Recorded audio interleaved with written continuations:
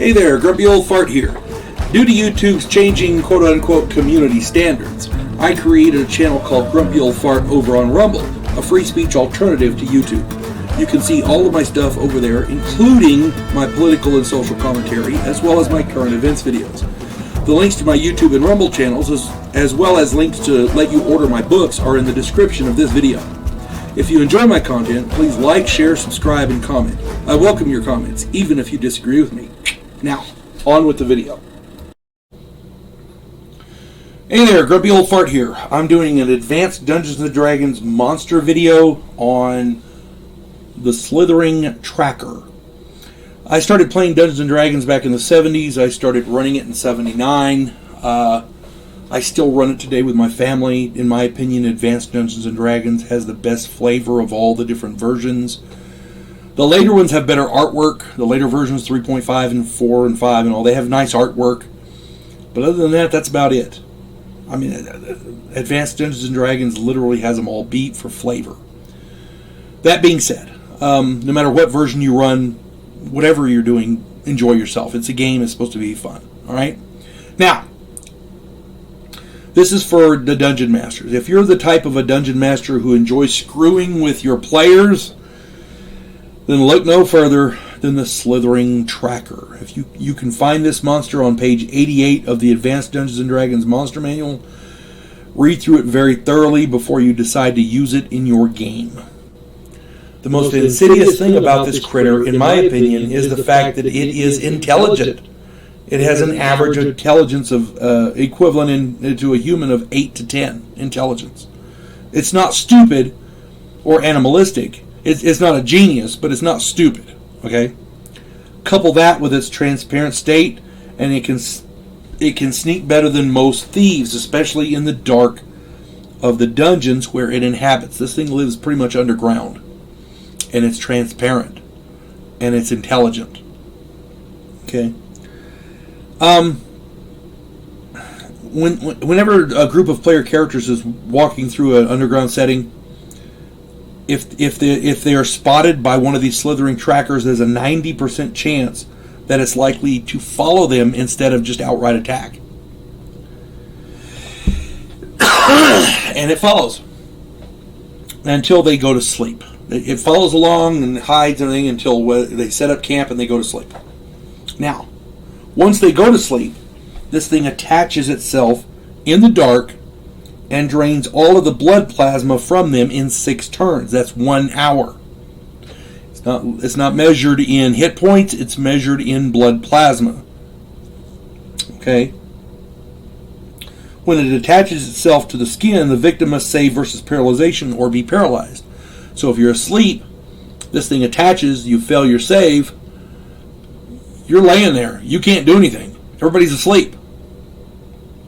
If you're the guard that's on duty, because most player characters post a guard, if you're a guard on duty and this thing attaches itself to you and you fail your save, everybody's screwed. Because you're paralyzed, you're going to die in an hour, and I can't really think of a way out of it unless you can do something psionically. You know. Once it's done with a guard, if it's smart enough to go after the guard first, then it starts going after the players. And it's just nasty. 1 hour later, your character dies, make up a new one. Years ago, I was playing in my friend Randy's game. Randy is an excellent dungeon master, and he runs a really great game. Our group of 5 player characters were moving through a dungeon in search of a runaway criminal. This guy had escaped from... He'd committed a crime. They put him in jail, and they were transferring him. He escaped and ran off, and they hired us to go get him. Because as he escaped, he killed the sheriff, as it were, the law enforcer person. I forget what he was called, but anyway, Randy had a weird name for it. But anyway, the point being, he ran off, and they didn't have anybody to go after him, so they hired us, bounty hunters. So we went after him. So we're going through this dungeon, this underground cavern system, in search of this guy, and it got, we'd been down there a while, so we set up camp for the night, and all seemed well. Unfortunately, a slithering tracker had followed us for most of the day. One by one, our players failed paralyzation saves, and the tracker sucked 3 of us dry. And I was one of them. I died. Finally, my friend Jesse made his savings throw, and he woke up. He and my other friend Kevin managed to kill it. I and 2 of our other player characters died.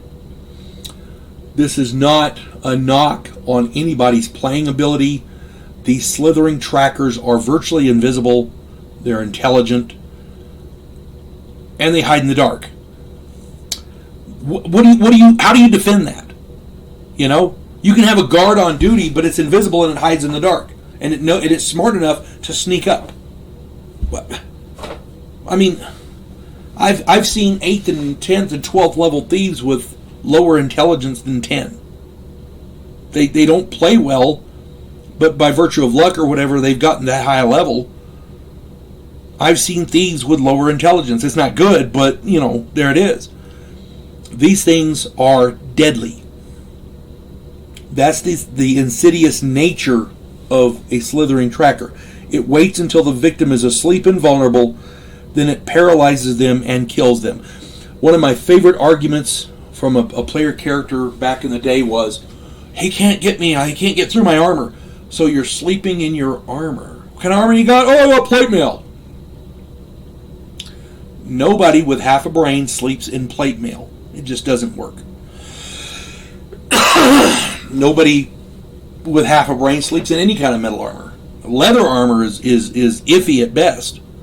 My contention there is there's plenty of flesh for this thing to glom onto. And once it does, you make or fail your save, and that's all she wrote. You fail your save, you're done. Because nobody knows you're paralyzed. You're not moving, you're not making noises, you're just laying there. This thing sucks you dry. It only takes an hour. If you sleep for 8 hours, because your spellcasters have to have 8 hours of rest to get spells. If you sleep for the 8 hours, that thing can kill 8 player characters in that time. If say he has to sneak up and avoid the guard and blah blah blah blah, he can kill 7. This thing can kill 7 player characters in one campsite at one campsite. It's crazy. If you get a chance as a dungeon master, read up on the slithering tracker. I wouldn't recommend using it unless you're absolutely sure your player characters have some sort of a defense against paralyzation. Some way to defend themselves. But it's tough, folks. Oh my lord, it's tough. Just saying.